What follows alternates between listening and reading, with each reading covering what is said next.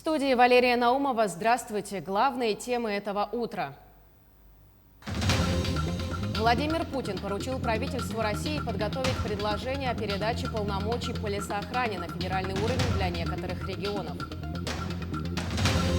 В ближайшие дни на территории Якутии ожидаются дожди.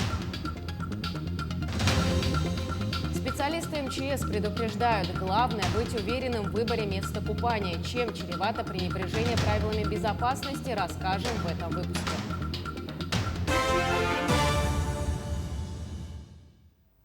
Президент страны в среду на совещании с Кабинетом министров обсудил рост цен на базовые продукты питания, вакцинацию от коронавируса и лесные пожары. В режиме ВКС принял участие в совещании глава Якутии. Айсен Николаев доложил о ситуации с лесными пожарами в регионе. Она по-прежнему остается сложной. Владимир Путин поручил правительству России подготовить предложение о передаче полномочий по лесоохране на федеральный уровень для регионов с обширными лесами и низкой плотностью населения. Александр Сергеевич, есть вот еще идея для субъектов с низкой плотностью населения и с большой площадью лесов передать полномочия в области лесных отношений на федеральный уровень. Как вы относитесь к этой идее? Мы, конечно же, поддерживаем такое предложение, Владимир Владимирович, потому что это огромная территория, конечно, ее защита решаться на федеральном уровне. Айсен Николаев поддержал предложение, заметив, что вопросы по защите столь огромной территории от пожаров важно решать на федеральном уровне. В ходе доклада глава региона также подчеркнул сложную ситуацию с природными пожарами. Во многом она вызвана с небывало жаркой и сухой погодой. В центральной части республики июнь 2021 года стал самым жарким и вторым по дефициту осадков за весь полуторавековой период наблюдения. В этих условиях с наступлением сезона сухих гроз фиксировалось 60-70 новых пожаров в сутки. За месяц при температуре, доходящей до 35-40 градусов выше 0, выпало менее 2 миллиметров осадков при норме 37 миллиметров. Вместе с тем Айсен Николаев отметил, что переломить ситуацию с пожарами в регионе удалось благодаря крупнейшей за все годы авиагруппировке. Также глава региона озвучил предложения президенту страны, которые были поддержаны. Я считаю, что на такой огромной территории, как наша республика, где 90% территории лесного фонда обслуживается только авиацией, необходимо создание крупного регионального центра лесопожарного, который бы имел собственную авиацию, собственные наземные силы, и который мог бы как раз решать вопросы оперативного реагирования на большое количество лесных пожаров, которые у нас летом возникают одномоментно. И президент тоже поддержал, дал поручение правительству рассмотреть возможности такого развертывания такого центра. И уверен, что мы как раз на совещании у премьер-министра страны, которое состоится на следующей неделе на Дальнем Востоке, этот вопрос обязательно рассмотрим. Серьезная ситуация с пожарами была на территории национального парка Ленские столбы. Сейчас ее удалось стабилизировать. Сегодня группа сотрудников авиалесоохраны во главе с Александром Агафоновым отправляется на территорию национального парка для проверки обстановки и доставки продуктов питания для огнеборцев. Там с начала пожароопасного сезона зарегистрировано 11 природных пожаров, 7 из которых ликвидировано. На данный момент там успешно локализованы 4 оставшихся пожара. Вот здесь работа продолжается по дотушиванию и карауливанию на Ленских столбах. Сейчас вылетаем на место. Значит, во-первых, надо и продукты подвести из задымленности, давно там не были, и воду, посмотреть, как там себя люди чувствуют, как они работают, как идет процесс дотушивания. Сейчас все усилия брошены на то, по Ленским столбам, чтобы как можно быстрее окончательно их ликвидировать и вывести оттуда людей. Работа продолжается. Вертолет готов? Буквально сейчас будем вылетать. Также Владимир Путин заявил о необходимости оказать финансовую помощь страдающим от пожаров регионам. Ранее президент попросил администрацию президента и Кабмин подготовить поручение по борьбе с лесными пожарами в России, в частности, по внедрению новой методики оказания финансовой помощи и поддержки регионам. Помощь в тушении пожаров могут также оказать приближающиеся дожди. Синоптики прогнозируют их в ряде районов республики 23 и 24 июля. В Алекминском и Мирнинском районах, а также в Вилюйской группе, Ленском, Нижнеленских районах и Верхоянии ожидается небольшой местами умеренный дождь. В 24 июля в Хангаласском, Заречных, Усть-Майском, Тампонском и Аймиконском районах прогнозируются дожди, местами даже сильные. К другим темам. Через год в силу вступят новые федеральные образовательные стандарты для начальной и основной школы. Изменение программ, по которым уже ведется обучение, возможно только при согласии родителей обучающихся, пояснили в Министерстве просвещения страны.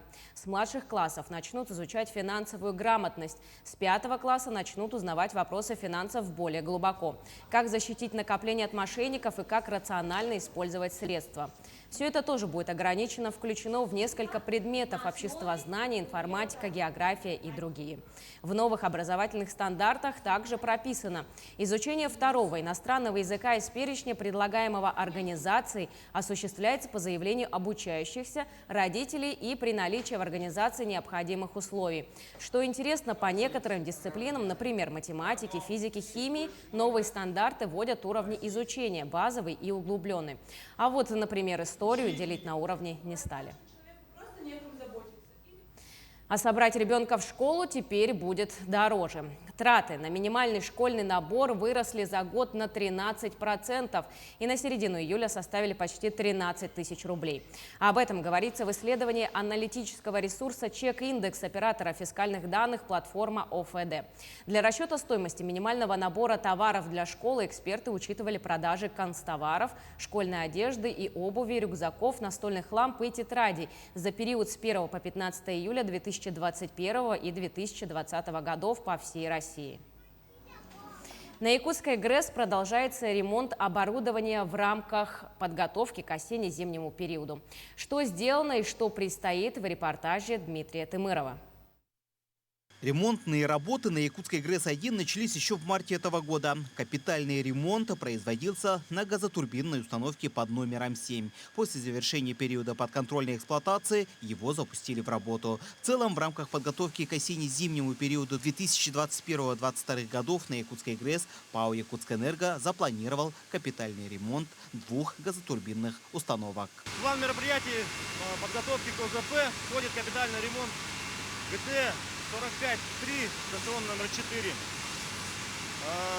в объемы которого входят замена направляющих лопаток первой ступени, замена рабочих лопаток первой и четвертой ступеней, камеры сгорания замена, конусов, завихрителей, сгорелок, также ремонт маслосистемы, ремонт генератора, тракта и подогрева сетевой воды.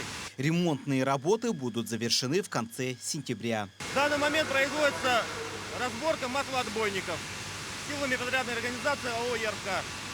В общем капитальном ремонте задействована вся станция и подрядная организация АО «ЯРК» численностью примерно около 60 человек. Помимо этого, специалисты проводят испытания технологических электрических защит оборудования, проверку всех узлов. Запланирован ремонт емкости склада жидкого топлива и трубопроводов сетевой воды, а также проведение дополнительных противоаварийных тренировок. Мы в полной мере обеспечены неснижаемым аварийным запасом топлива, я имею в виду резервного топлива, дизельного.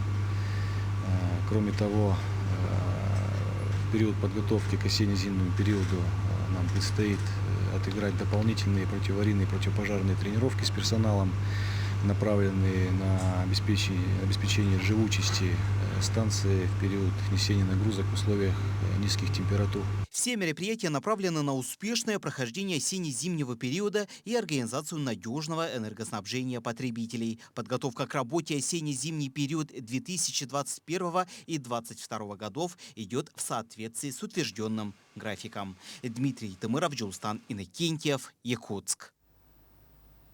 Это лето в Якутии выдалось особенно жарким. Сотни желающих освежиться хлынули на пляжи, в том числе и на несанкционированные. Специалисты МЧС предупреждают, главное быть уверенным в выборе места купания. Чем чревато пренебрежение правилами безопасности на воде, расскажет Саргалана Неустроева. Лето – особенный период, в том числе и для врачей. Несмотря на отсутствие вспышек сезонных заболеваний, горячий сезон в отделениях неотложки продолжается. Связан он с любителями несанкционированных пляжей и мест для купания. В летнее время, особенно в жару, возрастает количество больных, поступивших к нам после утопления в пресной воде. Их привозит скорая помощь, И, конечно, все зависит, на сколько часов, на сколько времени человек погружался в воду, зависит от реакции окружающих, которые оказывали ему первую помощь, скорости приезда скорой медицинской помощи. Чаще всего, по наблюдению местных врачей, жертвами водоемов становятся молодые мужчины в алкогольном опьянении. Чревата такая беспечность, если не смертью, то аспирационной пневмонией, переломом шейного отдела позвоночника и, самое страшное, энцефалопатией.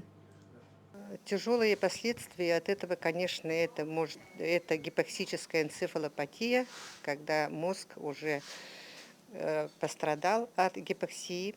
И, конечно, это уже нейрохирургическое осложнение. Но если желающему искупаться повезло остаться целым и невредимым, отдых может омрачить и обычная вода, попавшая в ухо.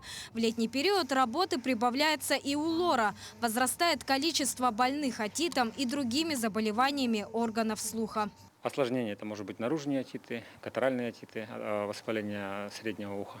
Сейчас период купалки, наверное, на первом месте превалирует это воспаление среднего уха. То есть у пациентов с хроническими отитами чаще всего бывает обострение в виде гнойных отитов.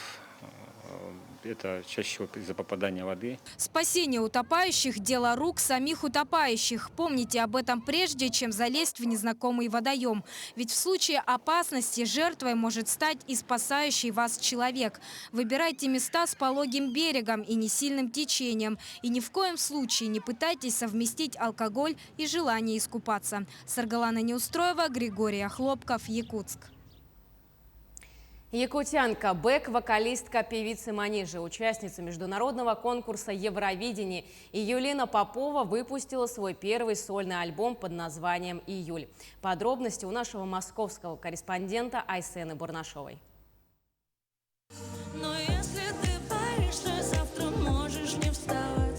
Мне просто пришло это название, просто потому что меня зовут Юлина, я родилась в июле, июль это 7-й месяц, все сложилось. Как будто он последний день. 7-й месяц года и ровно 7 треков в альбоме. Все пронизаны искренними переживаниями самой Юлины. Названия песен говорят сами за себя. «Надо ли?», «War Love» или «Не подведи». Певица признается, альбом «Июль» — это емкая и очень глубокая личная история, почти терапия, где каждый услышит важные для себя слова. Например, песня «Надо ли?» – это вопрос, который очень открытый. И, в принципе, в песне идет размышление на тему, а надо ли быть кем-то определенным, а надо ли думать в эту сторону. То есть это вся какая-то очень большая квинтэссенция того, кем я являюсь, того, что я думаю. Альбом написан в стиле emotional pop. Каждый трек украшает микс инструментала, электроники и, конечно, этномотивов. Но только не подведи меня. И если музыку и тексты песен для альбома девушка начала писать еще в 2018 году, то усиленная работа над сольником началась в прошлом, во время локдауна. Сегодня альбом «Июль» можно найти на всех крупных стриминговых площадках. В соцсетях якутянка уже получает бурный фидбэк от слушателей. Поздравляю с большой работой всю команду. Пусть твоя музыка живет повсюду. Супер новость. Поздравляю, уже слушаю на работе альбом. Это дикий кайф. Дальше больше. В ближайшее время состоится онлайн-презентация альбома. Во время концерта Юлина исполнит новые треки и расскажет об истории их создания. Известно, что насыщенная программа виртуального вечера затронет и тему лесных пожаров в Якутии. Все собранные от концерта донаты певица планирует направить на борьбу с огнем и помощь волонтерам. Айсена Бурнашова, Виктор Олесов, Москва. К этому часу это все новости. Хорошего дня.